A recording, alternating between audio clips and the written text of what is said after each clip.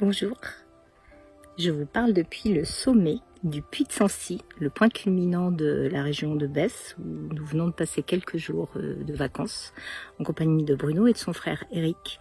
Et dans ce petit film, je vais vous relater un petit peu ce qu'on a vu et vous faire découvrir le terroir du Puy-de-Dôme. On a fait aussi une petite incursion dans le Cantal et la Haute-Loire. On a visité beaucoup d'églises, on a bu de l'eau, on a bu du vin, on a dégusté plein de choses. Et j'espère que ça vous donnera envie de venir dans ce joli pays. Je vous laisse découvrir. À bientôt et bisous et bonnes vacances.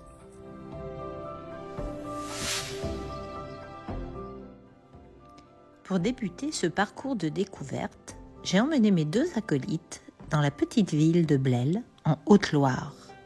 Cette magnifique cité classée, d'époque médiévale et Renaissance, est un lieu magique, fait de douceur, de verdure et bien évidemment chargé d'histoire.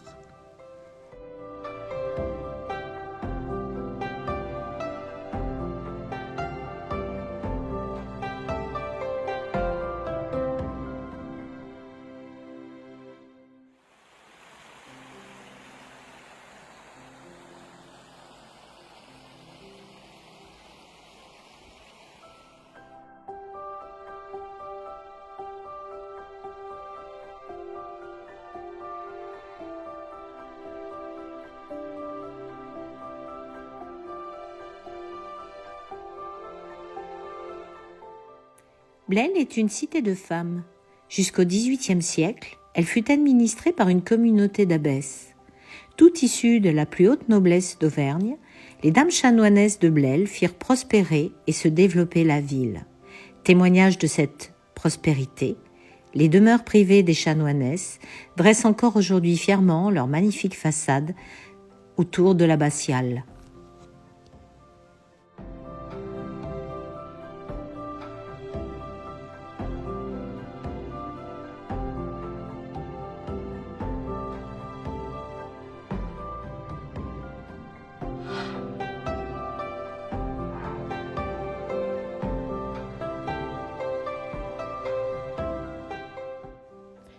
Après un agréable déjeuner sous les platanes, nous avons repris la route pour faire cette fois-ci halte à Lévaux, le village natal de ma mère, qui lui se situe dans le Cantal, à seulement 7 km de Blel.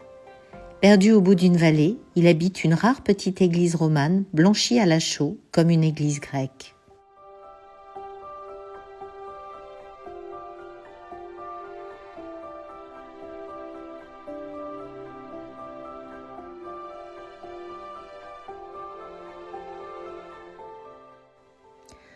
Autour de l'église se trouve le petit cimetière du village, aux allures de jardin oublié, blotti dans l'ombre de l'église et de son clocher à peigne, qui pouvait accueillir jusqu'à 6 cloches.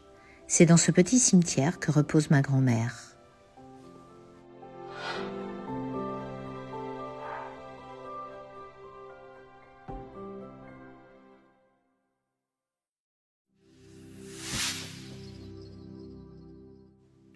Pour leur deuxième journée, on a commencé en douceur avec un café face à la montagne au col de la Croix-Moran.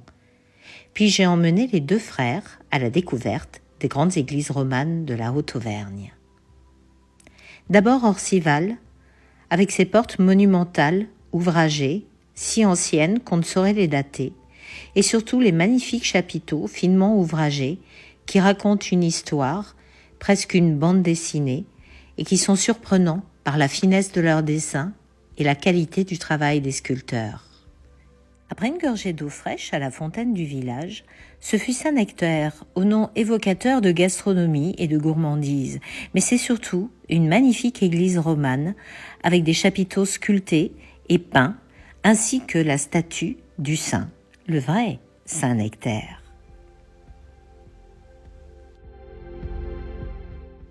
Enfin, ce fut la basilique de Issoire, elle aussi romane, mais dont les voûtes colorées ont été fortement restaurées au XIXe siècle. Et pour terminer la soirée, sur une touche de verdure, petite visite à l'ombre des tours du château de l'Espinasse.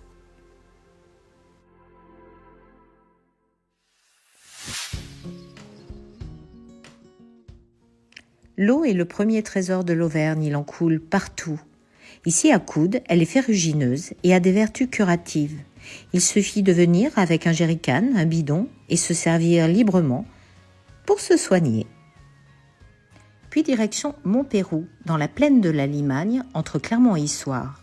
Ce magnifique village, pourtant abandonné jusque dans les années 50, a été entièrement restauré et livre aujourd'hui ses jolies ruelles et ses façades d'époque Renaissance. Une balade en haut de la tour du Seigneur permet d'admirer le point de vue unique de la vallée de l'Allier qui coule dans la plaine et surtout des villages avoisinants à perte de vue avec, en point d'orgue, à l'horizon, le Puy-de-Dôme.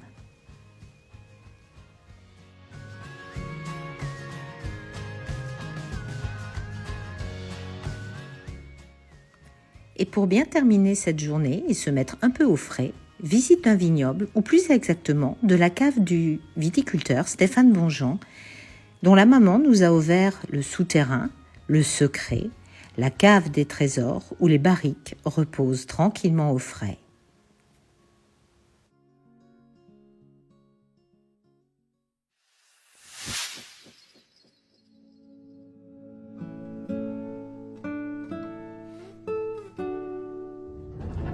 Je suis pas rassuré. Je suis pas rassuré. Oui, je vais tomber. Regarde. Regarde la traversée là. Mais il y a chaque fois des moniteurs qui font ça.